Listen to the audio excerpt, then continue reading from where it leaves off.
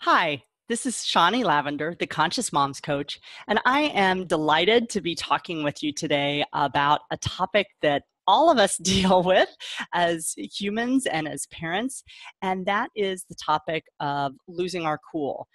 Getting angry, getting frustrated, blowing our lid. Depends on how we do it. That might show up as yelling. It might show up as getting really loud or getting big or saying things that you don't want to really say to your children, or slamming a door or something. I remember my mom kicked a wall once. There was a hole in it.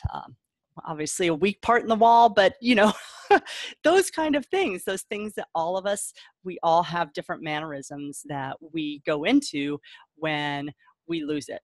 And so I want to talk again about why we lose it and then what you can actually do so that that will be less often your personal experience.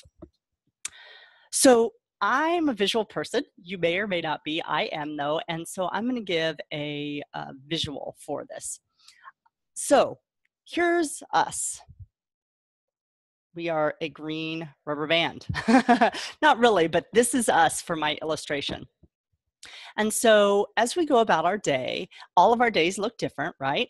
Not only one day to the next for each of us, but your day is going to be different than my day. My day is going to be different than somebody else's day. My day is different than my husband's day, so on and so forth. So this is not about comparing our rubber bands and saying, oh, you are a nicer looking rubber band than me, or your rubber band has it easier, or my rubber band is better. It's not that. It is about using this as a model and understanding that it's different. There's no comparison. We don't need to compare rubber bands. That's not helping us. What it is here to help us do, however, is to understand why we lose it. So here we are. We're going about our day, doing our parenting stuff, doing the work we might do outside of the home, the work we do inside the home with our children, the work we do on ourselves, so on and so forth, right? So here's our little rubber band going about its day, so on and so forth. So when we lose our cool, part of what is happening is that, and I'm trying to do this so I don't hurt myself, because I don't like to hurt myself. And I'm not a big fan of rubber bands for this reason. But so when we go like this too far, see, I'm like even getting nervous. I don't want it to snap. I'm not going to snap it because I'm using it for my demonstration. But we know what happens, right? You put too much stress on this rubber band and it is going to break. And that is what is up in our head, right? So when you put too much stress on yourself, your system, your body is going to push back, is going to adapt to that stress in ways that are trying to help it manage itself. So some of those ways, some of us have what they would call, from a clinical perspective, maladaptive ways that don't really work. Sometimes we also have ways that do work, but nonetheless, the point is simply that when there is too much stress on the system, the stress is going to cause some kind of collapse, some kind of break in that system. And I'm not going to snap myself. I was going to do that, but I'm not going to. So again, rubber band breaks, right?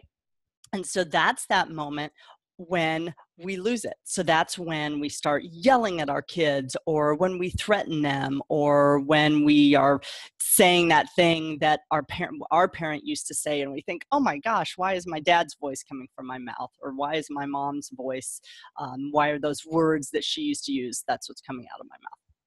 So that's when we lose it. And so it's really, on the one hand, it's a simple thing. And that's why I wanted to use this rubber band, this visual, to get that picture clear for you, that it's like, that's what happens. So guess what? Too much stress on this and it's going to break. It's going to snap. And so that is the real simple piece for you, is you lose it, I lose it, because we have too much stress on our systems. Now, you may be thinking to yourself, oh, great, Shonnie, what am I supposed to do? Move to a tropical island and not have a job and not have stress? Well, if you can, sure, you can do that. That's an option. However, most of us either A, aren't going to have that option, or B, aren't going to necessarily want to do the other things that might be required to fulfill that option. So I want to talk about what can you do in addition to moving to a tropical paradise and living in the lap of luxury. What can you actually do day to day?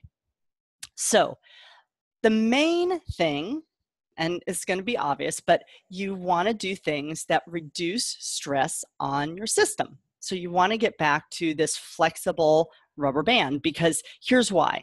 Besides the fact that you don't want to yell at your kids, you don't want to hit them, you don't want to call your partner a jerk, you don't want to flip somebody off in traffic, all those sorts of things. Well, you might, but I don't think you mostly want to do those things. So you want to be able to be more responsive rather than reactive. Reactive is flipping somebody off. Reactive is yelling at your child. Reactive is threatening a punishment. Those are all reactive things that we do. And they're reactive because they're unconscious. They are a reaction, like when you go to the doctor and they take that little rubber hammer thing and they hit you on just below the kneecap and your leg pops out. That's a reaction. It's not something you think, I'm going to make my leg pop out when they hit it with this mallet. No, you don't have to do that. Even if you did, it wouldn't matter because it's an automatic reaction. That's what happens when we go unconscious, and when that stress causes us to react, we are going unconscious. So we are coming from an unconscious place in our brain, and therefore, because it's not conscious, it is old, dredged up, crappy stuff from our past that doesn't serve us, doesn't serve the people around us, and it just creates more mess because it's old and crappy and stinky. So you don't want to use it. We all do, and we're all going to sometimes, but you want to reduce the stress so that now you have this flexible system, right? And the flexible system can be responsive, can be creative, because you've got that bandwidth, you've got that flex ability. And so that's why, we sometimes want to make it so complex, and we're like, what's the tool I need to do this with my child, and what's this and that? Yes, you need tools. You benefit from tools. You benefit from understanding and having new language. And part of what you simply need is to keep yourself here rather than here. It's really straightforward. So, and I'm sort of harping on this because, again, we want to, or I don't know if we want to do this. We think, oh my gosh, it's so hard. And it's like, it's not. It's not. We need to learn how to recognize when we're going from here to there. Some of us are poor at recognizing that. I can fall into that state sometimes. Sometimes I'm like, oh, wait, how did I get here? So we want to get better at recognizing when we're under stress. What does that look like in our system? How does it show up? Because we start to, I like to also think of it as stair steps, right? So you can up or down, it doesn't matter whichever way you want to visualize it. But you want to get more adept, more skilled at seeing, oh, I've gone 3 stair steps on my 10 staircase. And I don't think that's getting me more towards the stressed out portion. So you want to be aware of what are those early markers for you? What are the ways that your stress starts to show up? So that's one of the things you can do to not lose it as often, is be more mindful to recognize your early warning signs. So that's one thing. But again, the goal is still, what you want to do is have less stress. So another thing that you can do along that lines is think about where you're putting stress on yourself. Now, some of you may say, I don't put stress on myself. Stress is just there in the world. And there are some things potentially that are stressful. However, I contend that most of the stress that we experience is up here. and it's manufactured or woman manufactured. It's stuff we make up ourselves. It's not actual real world stress that we can go, oh, this thing is stressful. So let me give a couple examples of that. I'm sorry, I'm being somewhat distracted. It's snowing outside and it's distracting for me. I'm getting distracted. It's not distracting. The snow is not distracting. It's not stressful. I'm getting distracted. So, going back to this idea of it's not the thing that's out there. So one of the problem areas that a lot of the families that I work with experience are morning times. And specifically mornings when one of the things that's happening is people are getting ready to go to school, to work, out into the world from the home. So is that stressful? Yeah, maybe. But here's what is stressful, is that we have these ideas like, my kids have to get to school. So let's start. Here we are. So if we're sort of chilling out, having a nice morning, kids have to get to school. Oh my gosh, they've got to make sure they have all their homework. Oh, it's snowing today. They need a jacket. Must make sure, oh no, that jacket's dirty. I better get them another jacket. Oh my gosh, I have a presentation at work. I'm sort of nervous about it. Oh, and that's right. There's that bake sale next week. I got to remember to do that. And oh my God, I'm feeling fat. I haven't exercised, things like that. And oh yeah, I said something to my husband last night that I was sort of want to clean that up with him. And oh my gosh, I can't believe I haven't started to make plans for summer. There's that camp my kid wants to go to, so on and so forth. Oh my gosh, there's a flat tire, So now all of a sudden we're out here. And so that's where the stress is coming from.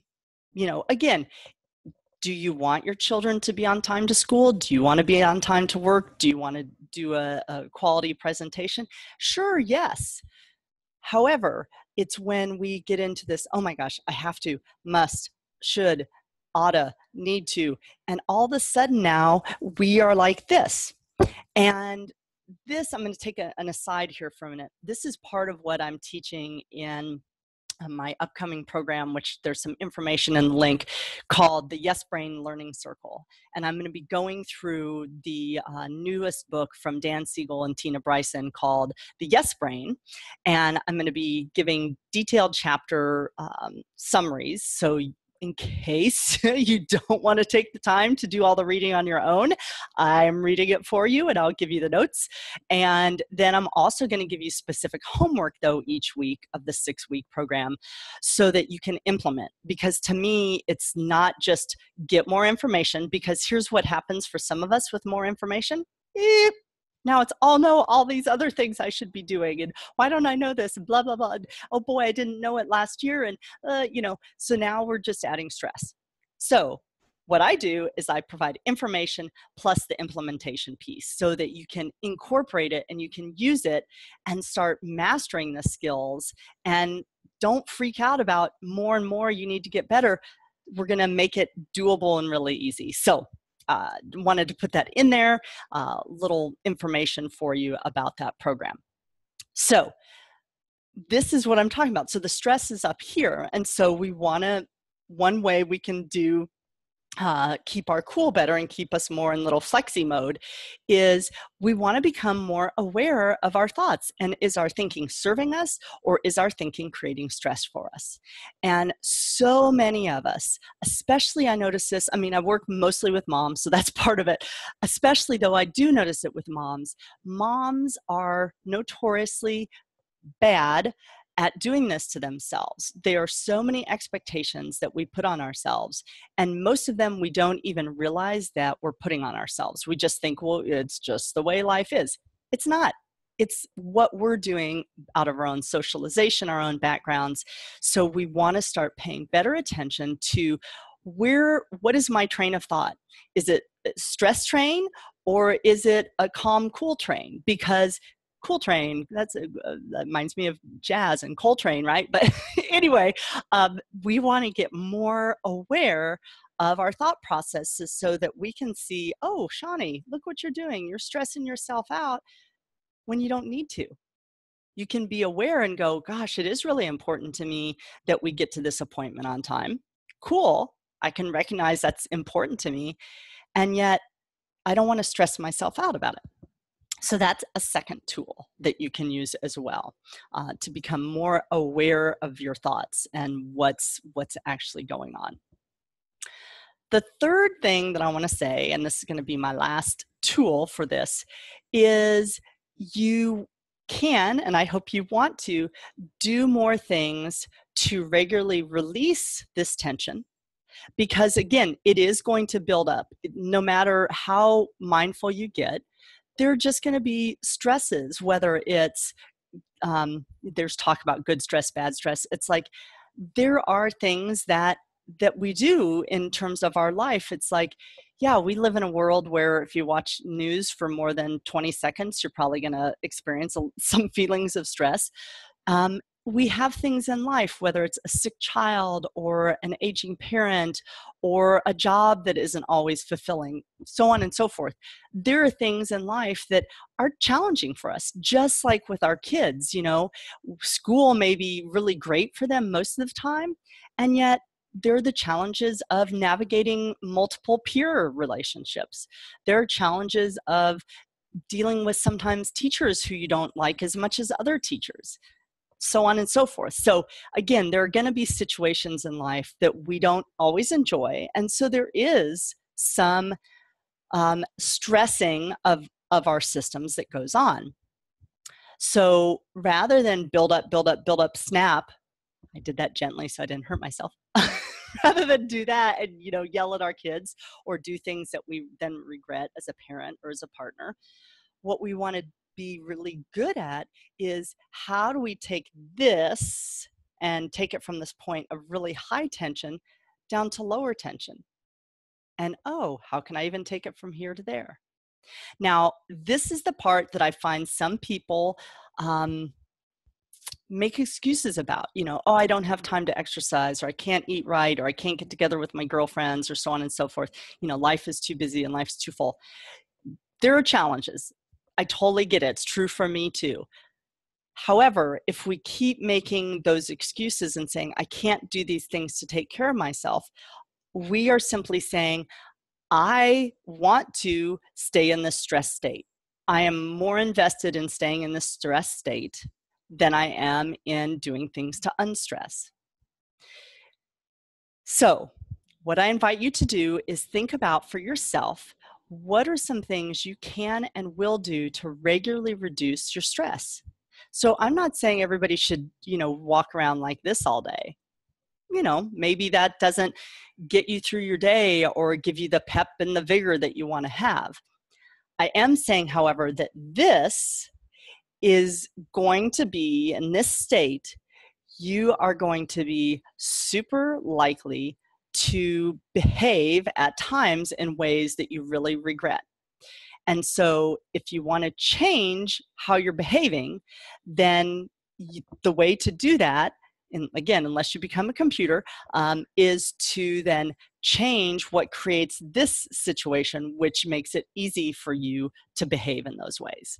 So for me, some of the things that I do for de-stressing is I do yoga. I do trail running. I do tapping, EFT. I do journaling in my journal. I have deep conversations with people who I really trust and who know me and can help me through those places that I get stuck because I'm a human being. I drink water. In fact, I'm going to do that right now. Good practice, right? I take mini mental breaks. So for me, in fact, I'll do one right now just to show you how easy these things can be. It doesn't have to be an hour-long trail run or a 45-minute yoga class. You can do something like this. And just close your eyes for a minute. Take some deep breaths. You can let them out, with the sighs, with the shoulders coming down like I've been doing. You can stretch your neck. You can say, boy, yeah, I'm feeling tight.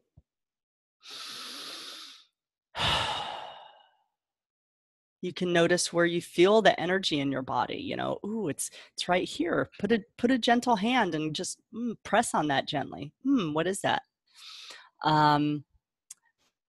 You can, another sort of mini mental break you can do is you can picture in your mind's eye one of a couple things. You can picture someone you love, really, really, really, really love, your spouse, your children, a pet, somebody who's not alive anymore in the physical form. It doesn't matter. So pick somebody you really, really love, or some, living being that you love, or once alive being, and let the feelings you feel for that other person or being fill you up. Let it calm you, because in doing that, when you feel that love, that's going to set off systems in your body that help you just relax. It's going to tune in, whether it's going to put in endorphins or serotonin into your system. It's that sense of like, well-being. It's good. So all of those things. So you're here and you do the little breathing. Now you're here. You think about, gosh, I'm really grateful. Yeah, there's tough stuff right now. And you know what? I'm grateful I have a home. I'm grateful that I have this technology right now to be able to connect with somebody I love, or, be able to watch something I enjoy watching or listening to. I'm grateful that my body works so well. All those things can bring you back here. And again, when you're here, it's much easier when life happens, whether it's your child, your one child hitting your other child or screaming at the other one, or you remember, as I did yesterday, my husband reminded me I had forgotten to pick up a neighbor's child at school. And I was like, oh my gosh, I felt horrible. And so I was like, went sort of right out there.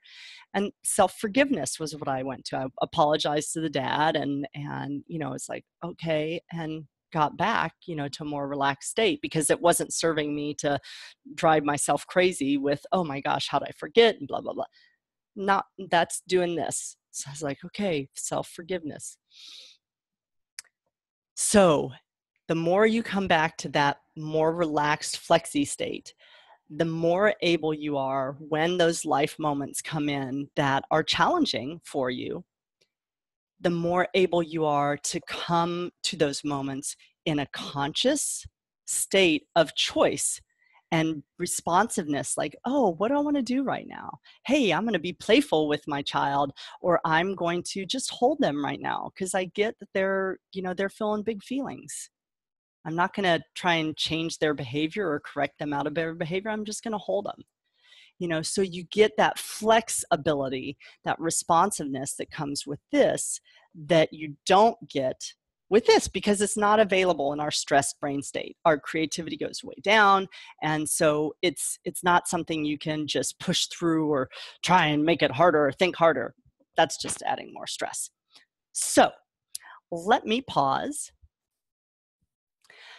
So again, just to remind you all and to bring it all in together, is when we lose our cool, it's because we were previously like this. We were stressed by a variety of things.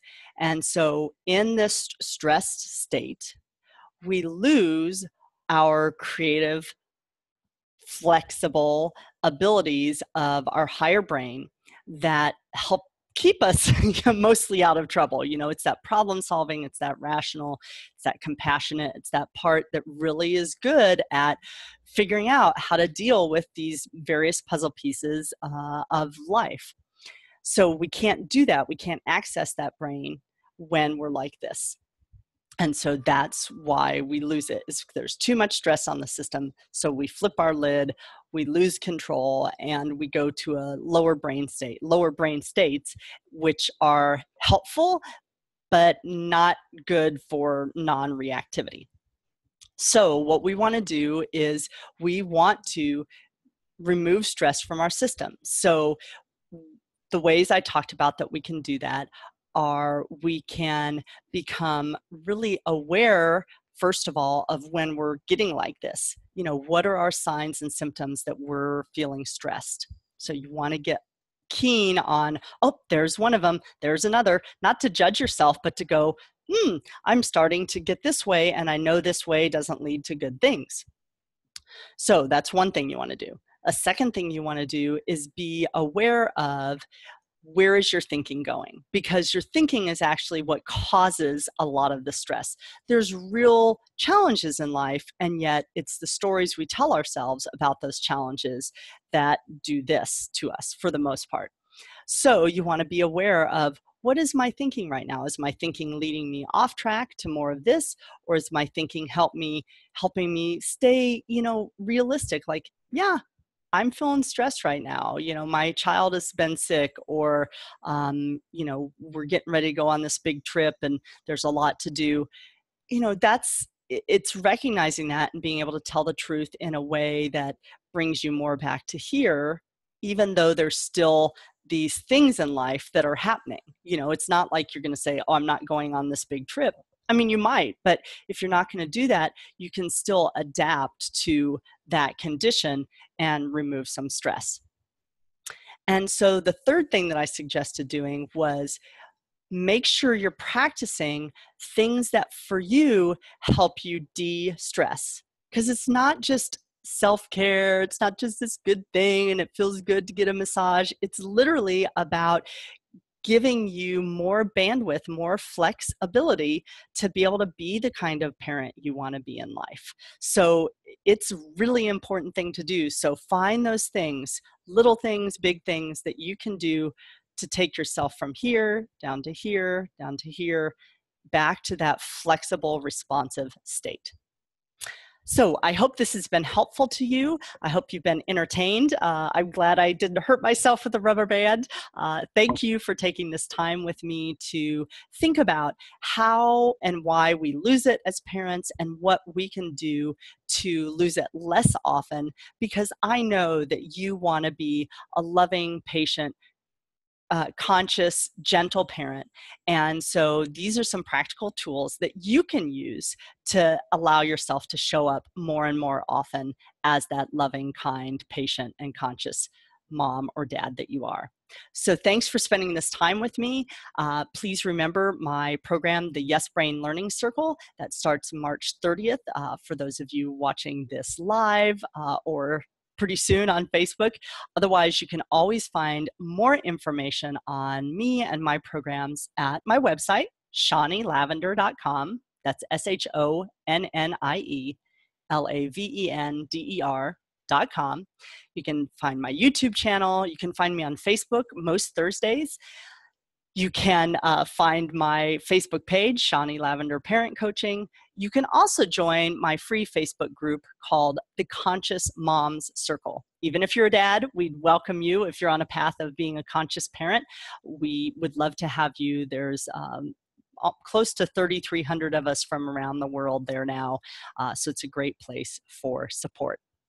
My name is Shonnie Lavender. I am the Conscious Moms Coach, and thank you for spending this time with me today, learning about stress and less stress and rubber bands. So have a great day. Thanks so much.